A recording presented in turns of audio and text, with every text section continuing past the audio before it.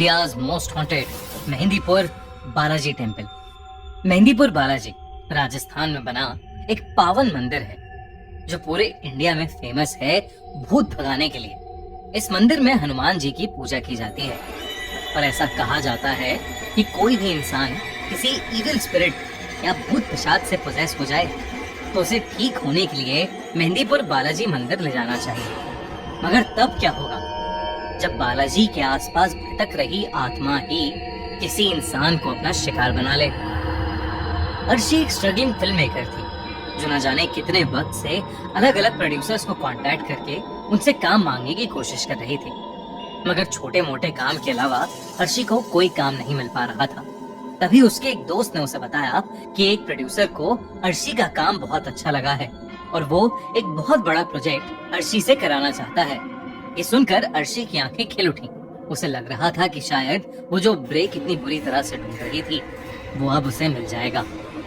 वो अगले ही दिन उस प्रोड्यूसर से मिलने चली गई। उस प्रोड्यूसर ने बिना कुछ ज्यादा देखे और पूछे अर्शी को वो प्रोजेक्ट दे दिया। अर्शी बहुत खुश हुई थी क्योंकि उसे उस काम के अच्छे खासे पैसे भी मिल रहे थे। उस प्रोड्यूसर ने अर्शी को बताया कि उसे मेहंदीपुर बालाजी जाकर एक रियल डॉक्यूमेंट्री शूट करनी हो। इस काम के लिए उस प्रोड्यूसर ने अर्शी को 10 दिन का टाइम दिया और उसके साथ 5 लोगों की टीम भी दी। उस प्रोड्यूसर ने अर्शी को एक राजन नाम के आदमी का नंबर भी दिया और कहा कि राजन वहाँ का लोकल मैनेजर रहेगा। अगले ही दिन अर्शी अपनी टीम और राजन के साथ मेहंदीपुर बालाजी मंदिर के लिए निकल गए।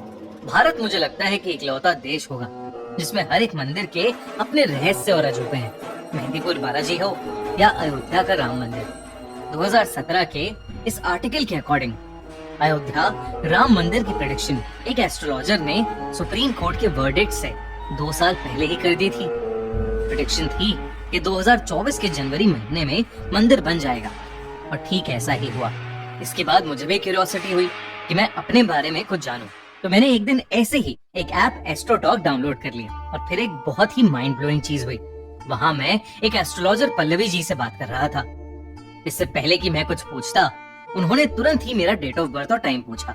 उसके बाद उन्होंने तुरंत बता दिया कि मैं वीडियो प्रोडक्शन और फिल्म्स रिलेटेड फील्ड में काम करता हूँ। उन्होंने मेरी लाइफ के बारे में ऐसी ऐसी चीज बताई जो शायद सिर्फ मुझे मालूम थी। सच कहूँ तो मैं हैरान रह गया था क्योंकि मैंने ना तो अपना नाम, ना नंबर और ना ही कोई पिक्चर शेयर की थी। फिर क्या, मैंने उनसे सब कुछ पूछ लिया 2024 के बारे में कि ये साल कैसा जाने वाला है, मेरा करियर, मेरे फाइनेंसेस, मेरे पेरेंट्स की हेल्थ के बारे में सब कुछ। एक्चुअली हम लोग अक्सर अपनी लाइफ में डाउट्स और इश्यूज से घिरे रहते हैं। रिलेशनशिप में कब आएंगे, उसका लॉन्ग टर्म स्कोप क्या है, करियर में कब सेटल होंगे, जॉब कब लगेगी, शादी किसके साथ होगी। अगर आप भी इन सभी सवालों के जवाब में फंसे हो तो एक काम करता हूँ, मैं एस्ट्रोटॉक ऐप का डाउनलोड लिंक डिस्क्रिप्शन और पिन कमेंट में डाल देता हूँ, वहाँ से डाउनलोड कर लेना। पहली चैट भी फ्री मिल जाएगी इस लिंक से। अब कहानी आगे कंटिन्यू करते हैं। अर्शी मेहंदीपुर बालाजी मंदिर पहुँच गई थी, लेकिन मंदिर पहुंचते ही अर्शी को एक अलग ही सेंसेशन फील होने लगी। वो एक्साइटेड तो थी मगर उसके साथ साथ उसे एक अजीब सी बेचैनी फील हो रही थी।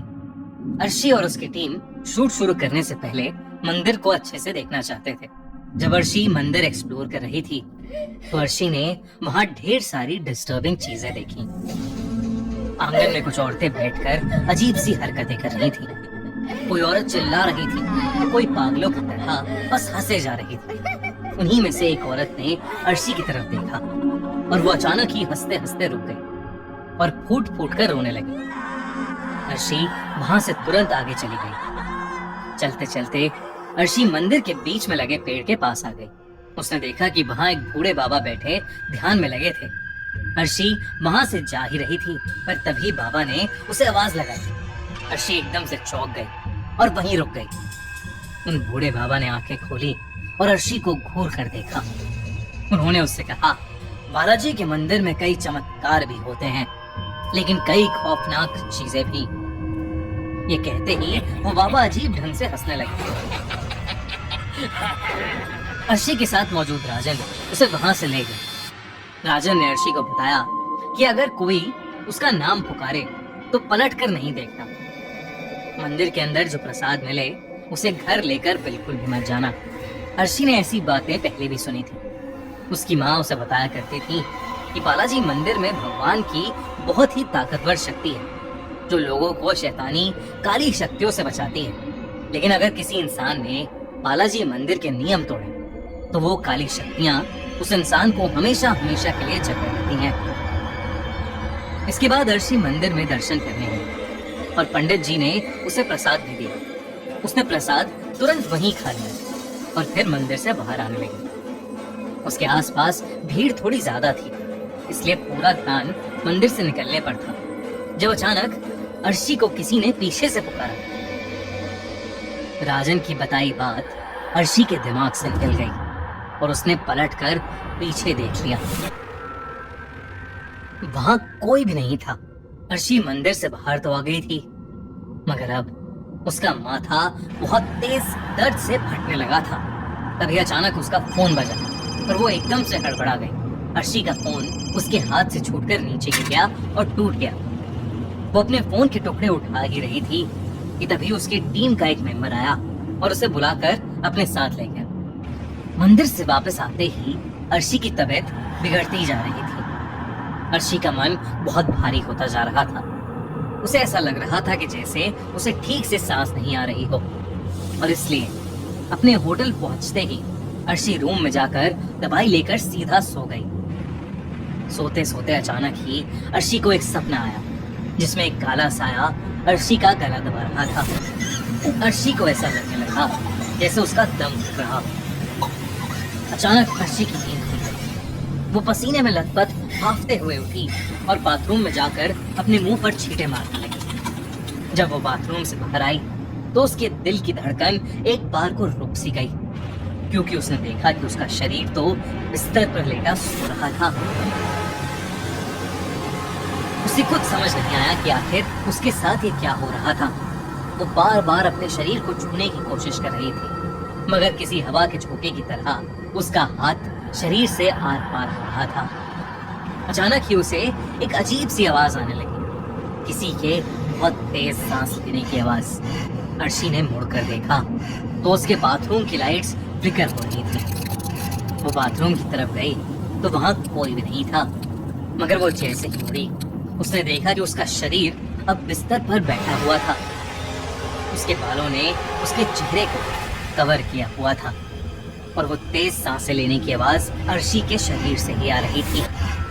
वो जैसे ही अपने शरीर के पास गई, अचानक से उसके शरीर ने अपना सर उठाया और अर्शी का दिल बुरी तरह घायल था।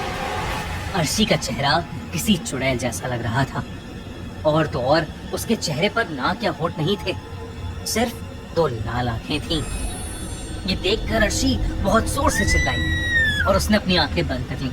जब उसकी आंखें खुली तो वो अपने बेड पर ही थी। उसे रियलाइज हुआ कि वो तो बस एक सपना देख रही थी, मगर वो सपना बिल्कुल असली जैसा था। अगले दिन से अर्शी और उसकी टीम ने मेहंदीपुर बालाजी के मंदिर के आसपास शूटिंग शुरू कर दी। उन्होंने फिर से वहां कई सारे पोजेस लोगों को देखा और उनका एग्जॉर्सिज्म होते हुए भी देखा। 4 दिन तक उन्होंने यही सारी शूटिंग की और बड़े बड़े पुजारियों का इंटरव्यू लिया। अर्शी वैसे तो अपने काम में खूब मन लगा रही थी, मगर उसकी तबीयत 4 दिन से काफी खराब हो रही थी और उसके पूरे शरीर पर रैशेस भी हो गए थे। जब अर्शी मंदिर के सबसे बड़े पुजारी का इंटरव्यू लेने पहुंची तो उन्होंने उसे कमरे के अंदर आने से मना कर दिया और उन्होंने हड़बड़ी में मंदिर के स्टाफ से अर्शी को एक रूम में बंद करने को कह दिया। उस पुजारी ने बताया कि अर्शी पर किसी बहुत बुरी आत्मा का साया पड़ गया था और उसके शरीर के रैशेस कोई बीमारी नहीं, बल्कि धीरे धीरे उसके शरीर पर उस काली आत्मा के बढ़ते हुए कब्जे के निशान थे। अचानक ही कमरे में अकेली बंद अर्शी को धोने पड़ने लगे। उसकी आंखें एकदम लाल हो गईं और उसके शरीर के निशान अब पूरी तरह उसकी बॉडी पर फैल गए थे। अर्शी बेहद डरावनी लगने लगी थी। वो बार बार दरवाजे पर अपना सर मारकर दरवाजा पीटने लगी और अचानक से वो एक आदमी जैसी भारी आवाज निकालने लगी। वो उसी शैतानी आवाज में पुजारी को गाली देने लगी। पुजारी अपने साथ कुछ और पंडितों को लेकर उस कमरे में गए और अर्शी का एग्जॉर्सिज्म यानी झाड़ फूंक करने लगे। ये पूरा प्रोसेस अर्शी की टीम रिकॉर्ड कर रही थी। अर्शी पूरी तरह पोजेस हो गई थी। वो बार बार अपना सर जमीन पर पटक रही थी। अचानक ही अर्शी बिल्कुल कंट्रोल से बाहर हो गई। पहले तो उसने अपनी टीम के कैमरे लिए और वो जमीन पर पटक कर तोड़ दिए, और फिर उसने वहां मौजूद एक पुजारी का गला पकड़ लिया और उससे हवा में उठा लिया। लेकिन बड़े पुजारी ने फौरन ही उस पर लाल मिर्च डाली। अर्शी ने पुजारी का गला जैसे ही छोड़ा, सबने उसे पकड़कर चेन से बांध दिया। 2 दिन तक एग्जॉर्सिज्म करने के बाद अर्शी के अंदर से वो काली आत्मा निकली। अर्शी ठीक तो हो गई, लेकिन वो बहुत कमजोर हो गई थी। उसे अपना एग्जॉर्सिज्म बिल्कुल याद नहीं था, मगर अपनी टीम की बातें सुनकर वो हैरान रह गई। इस इंसिडेंट के बाद अर्शी को उस डॉक्यूमेंट्री प्रोजेक्ट से हटा दिया गया और अर्शी ने फिल्में बनाने का सपना हमेशा हमेशा के लिए छोड़ दिया। पर अर्शी कभी समझ नहीं पाई कि उसके साथ ये सब क्यों हुआ और कैसे। आपको क्या लगता है?